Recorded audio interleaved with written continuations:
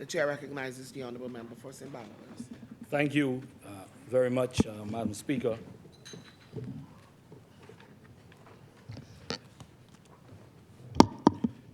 Madam Speaker, it is a privilege, as it always is, to thank you, to stand here to represent the great people of the constituency of St. Barnabas, who I now have been honored to represent for a second consecutive term, Madam Speaker.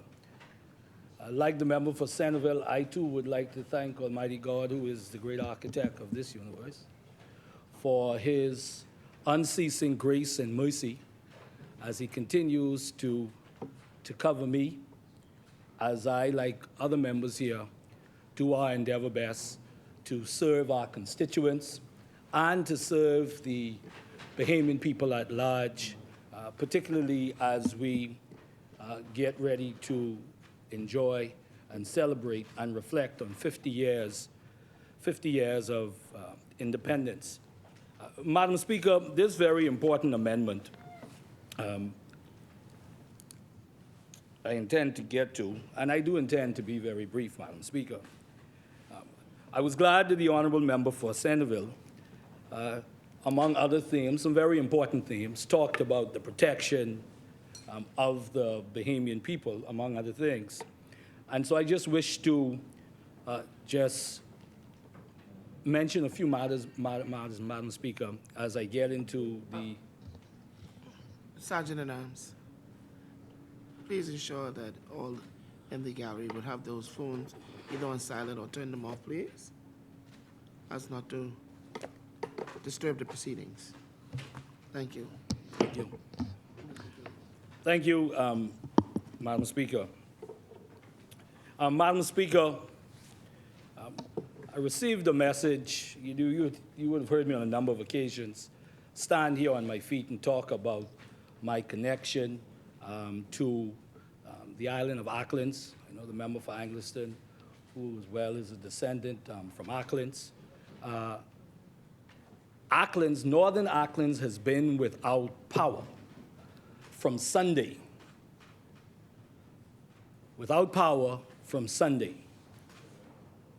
And just a second, I remember. And I would hope that this problem is rectified soon.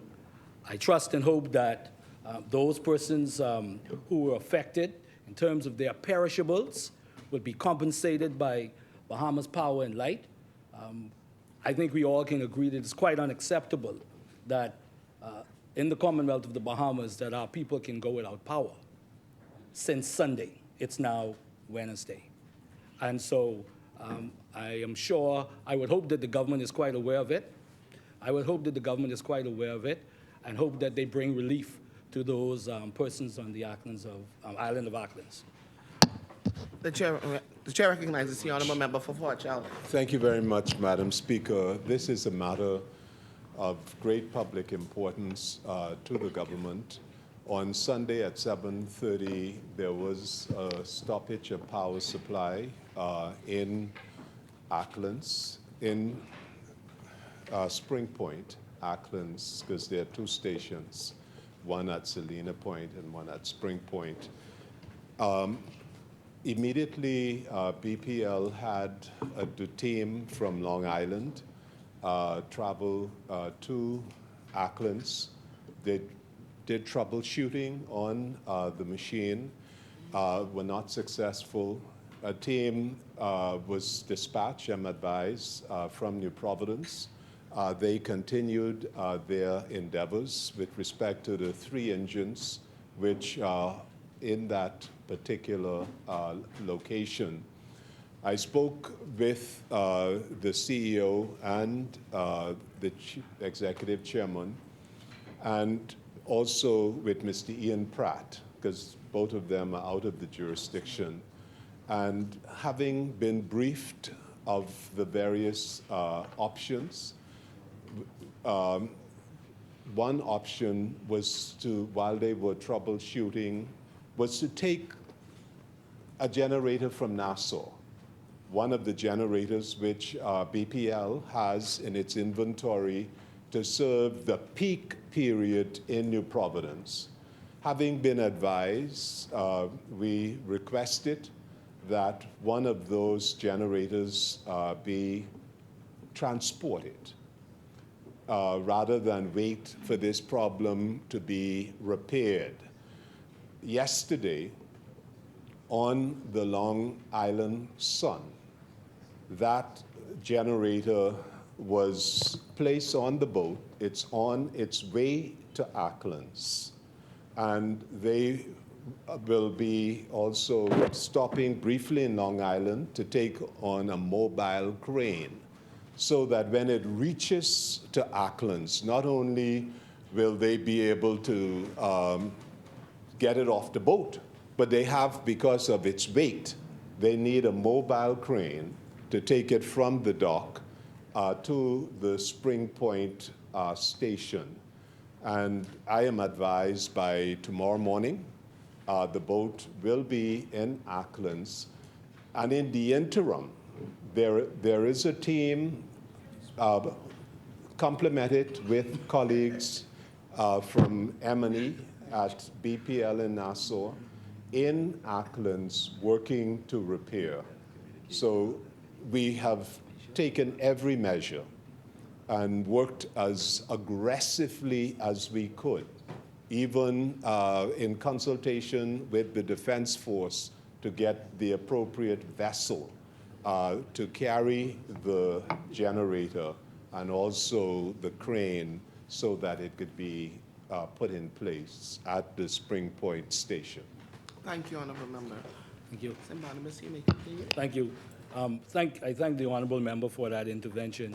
And again, just wish to emphasize that I hope that those persons who will have lost their perishables would be compensated in some form from Bahamas Power and Light, because you can imagine the damage that's been done from Sunday to now, Madam Speaker. Also, another issue, Madam Speaker, that's been on the forefront of the minds of thousands of Bahamians is the government's decision on cutting the insurance benefits of the security branches. Madam Speaker, today, police officers of the Royal Bahamas Police Force, men and women of the Royal Bahamas Police Force, woke up this morning, leaving their families, not knowing if they would return, not knowing if they would return to, officer returned home to a sick spouse, sick children. This morning, Madam Speaker, correctional officers went to Her Majesty's prison, not knowing if they would return home to their families, to a sick spouse, to sick children. This morning, Madam Speaker, the men and women of the Royal Bahamas Defense Force left Safe Harbor to go out and protect the territorial waters of the Commonwealth of the Bahamas and the Bahamian people. We just honored and remembered those Defense Force officers and those who were involved in the unfortunate Flamingo incident. But yet, the government has made the decision, Madam Speaker, to take away the insurance benefits of the men and women of the security branches of the Commonwealth of the Bahamas. Madam Speaker, The chair recognizes the Honorable Member for Exuma and Rikers Island. I believe the honorable member is well-intentioned, but I want to ensure that we're getting the facts right surrounding this matter. I do believe there was a communication on this, and the change only impact new officers joining after July, and it relates not to the officers themselves, but to the payment of the premiums for their dependents. So I want to be very sure, in the absence of the Minister of Finance and National Security, that we're not misrepresenting the facts and sending the wrong message to the public on the matter. thank you, Madam Speaker. Thank you, Madam Honourable Speaker, Member. I appreciate again the intervention of the honourable member.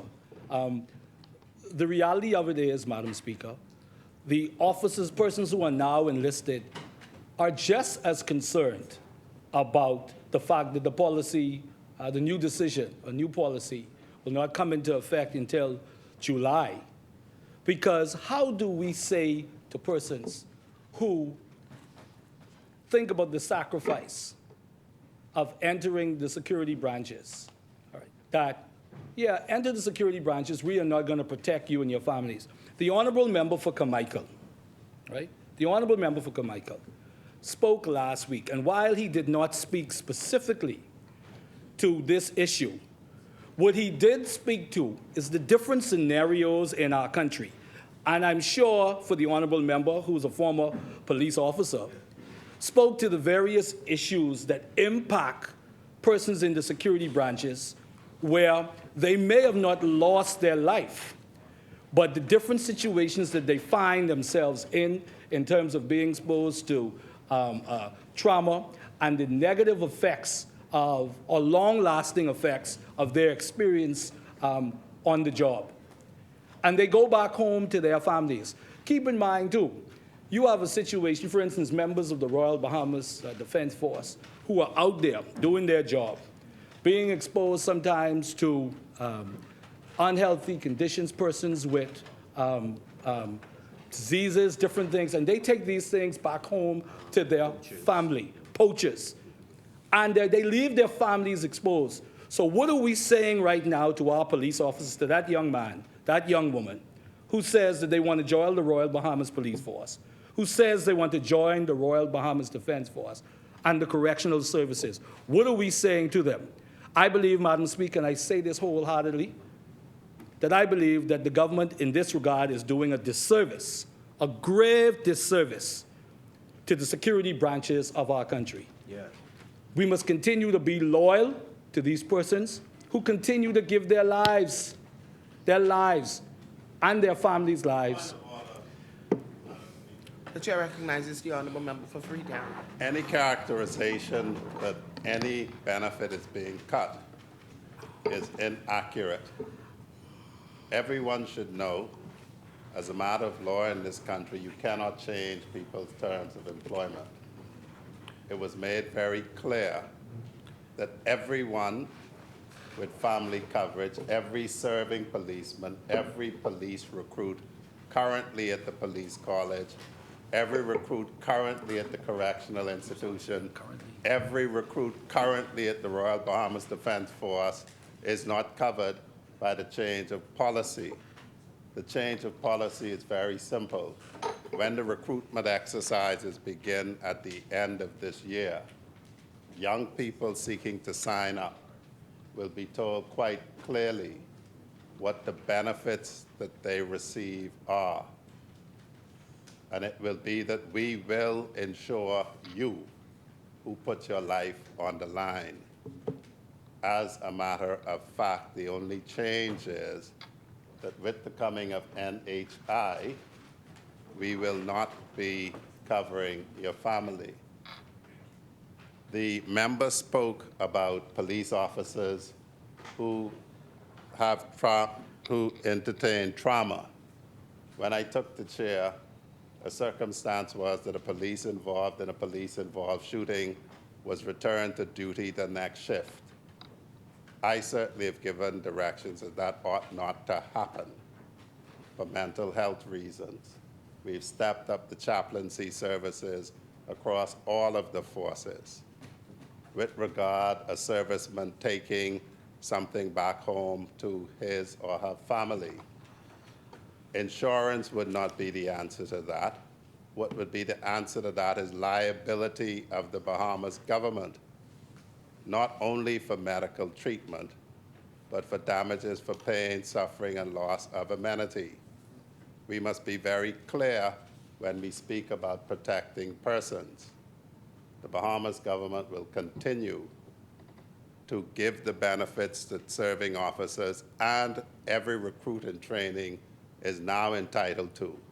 And persons coming to the forces will have the choice to join knowing that they will get single coverage or choose not to join. I've been inundated with inquiries for the upcoming recruitments to the Defense Force, Police Force, and Corrections. And nobody has indicated that they have a problem with the government protecting them and giving them the opportunity to protect their families. Madam Speaker, again, I appreciate, thank you very much to the Honorable Member for Freetown. I still believe that it is short-sighted because when members of the Royal Bahamas Police Force, the Royal Bahamas Defense Force, correctional officers and so on, they're not the only ones that serve. I hear the member said that he talks about the person that their family serves with them. That is the point, I'm sure, among other things, for the insurance. Your family serves with them. I had a family member who was a member, I had two family members of the Royal Bahamas Police Force, and we did not know some nights if they would return home to their family. So I believe that it is short-sighted, Madam Speaker. I would encourage the government to reevaluate, to relook at it, because it's sending a poor message to the men and women of security branches, including the ones who may now, in fact, be benefiting. What are you saying to their comrades who are now, or soon to be comrades, and those people who may be interested? And through you to the member for Freetown, the question is, for those persons who are applying now and who will be applying, is this not a benefit that would have been presented to them? Chair recognizes the Honorable Member for Freetown. Madam Speaker, I'm quite sure that as the opposition spokesman on this area, the member waxes quite lyrical, but what he does not mention is that police reservists have no insurance coverage. We cannot afford to extend it to them, but they serve foot and step with active duty servicemen. And so, for the members' benefit and for the public's edification, all of the officers you see who are reservists with the red, who are in a car with a regular policeman, if he gets shot, he has no coverage, none. And so when one talks about being able to afford things and to protect persons, a choice has to be made. Do you continue to protect, as it were, persons who aren't on the front line, or do you take steps to extend it to all? We have a circumstance, Madam Speaker, where many persons, very deserving, have no medical coverage at all. This is a financial rationalization, and he may disagree with how the government has done it. He may wish that only regular policemen and their families get the benefit, and if he so feels, so be it. The reservists who are in training now would know that they aren't covered by medical insurance. The trainees who are in now, since when they joined and signed up, it included family coverage. That is still extended. For the persons who will be recruited, they will be told what their benefits are. They have not been recruited. They will have a choice. Just as the public servant who joins the public service is told he or she has no health insurance, the recruit will be told, we will insure you. So as I said in my first intervention, you cannot change people's terms of service. And to describe it as a change, as a reduction, is just misleading and inaccurate. Persons coming after the 1st of July will be told exactly what benefits they are being offered and will be able to make a choice to sign up or not. Thank you. Thank you, Honorable Member. Madam Speaker, both the Staff Association, the Police Staff Association, and the Staff Association for Correctional Services have both expressed their displeasure, their dissatisfaction in this position made by the government. Expressed it very succinctly in letters that have been articulated and sent out to the public. So clearly, there's a disconnect there between the members of the security branches and the government as it relates to this policy. I would say also, Madam Speaker, the honorable member talked about that word affordability and what we could afford and the issue of prioritization. But also they see a disparity in that because we talk about the monies that has to be spent to do this to protect the people who protect us and protect their families. But yet they see the government spending $60, $70 million on consultants, right? That, Madam Speaker, that is a fact. Also, Madam Speaker, what they do think about, and I do not say this with any malice, the truth is, I'm sure if I was to ask, and people were to ask, what is the insurance policy for the cabinet of the Bahamas? Every cabinet, not just the cabinet of a PLP government.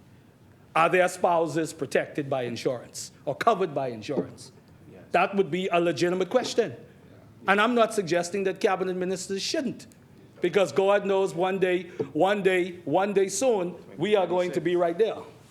The question is, though, the disparities that exist. So we can't protect the spouses of the people who give their lives every day, including the officers in here who come here every Wednesday or every day to protect us. So, Madam Speaker, it is something that I believe sincerely that the government must address. Honourable members, may we please get back to the order of the debate and antiquities, monuments, and museum. There will be a time for us to talk about this, and these can be done during question times. These are questions. Okay, the chair recognizes the honourable member. Wouldn't like the record to reflect every policeman who comes in here to protect us, family is covered. Every recruit in training, family is covered. So to try to suggest that there's any difference in coverage is just inaccurate, known to be inaccurate, and purposely so. Every serving policeman's family is covered. Every serving Defense Force Marine family is covered. Every serving correctional officer's family is covered. The Police Staff Association would do better to write and meet with the minister than to act as a trade union. Well, Madam Speaker, this is my last point on this. I'm going to take your direction on this. The last point the minister made about the staff associations, at the end of the day, these are staff associations that represent men and women that come under his remit. So my suggestion would only be that he and the government needs to speak, again, to those bodies relative to this decision, because it is not going well. Officers have walked up to me as recent as yesterday, and I take no credit for it, but I was proud and humbled that I was able to say to them, I believe it should not be. They said, thank you, Mr. Cartwright, for the opposition's position on this. Thank you, Madam Speaker. Madam Speaker, this particular amendment to the Antiquities, Monuments, and Museum Bill, as the member for Centerville talked about, how important it is in us making sure that we secure our patrimony. I do believe, again, as has been the case in many of our contributions here, particularly over the last few months, indeed, as we came into 2023, many of the discussions have included the backdrop of 50 years of independence, and I believe that that is justifiable. And so as we attempt to at least make serious efforts to look forward, draw a view, paint the contours of what the Commonwealth of the Bahamas should look like, ought to look like in the next 50 years, what we should be doing to make major progress on a number of issues that continue to plague our country and plague our people. And clearly, one of the things that's been on the Bahamian people's mind is their patrimony. And how do we secure it? And how do we ensure that for decades and generations to come, that we are able to look back with a degree of pride and satisfaction that along the way that we would have made big, bold steps incremental steps wherever that is necessary to ensure that what belongs to the people of the Commonwealth of the Bahamas in their assets, and in this case, underwater, the underwater cultural heritage aspect of this is secured and monetized in a way that benefits future Bahamians. The honorable member rightly talked about the importance of the AAMC. I believe, Madam Speaker, that we don't sufficiently appropriate enough funds for places like the AAMC. I've often said that culture is the soul of our nation. And if you do not have a soul, we might as well be some islands off the coast of Florida. So this is so important, very important legislation, Madam Speaker.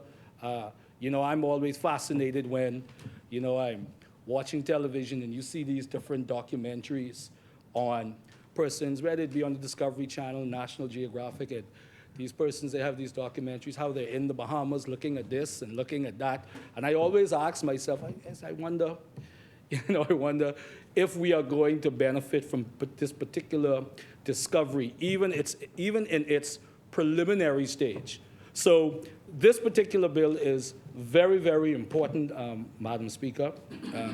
I do support this amendment to this bill because it gives us the opportunity to further say to our people that this country is yours and everything that's within its territorial borders belongs to you and belongs to future generations of Bahamians, Madam Speaker.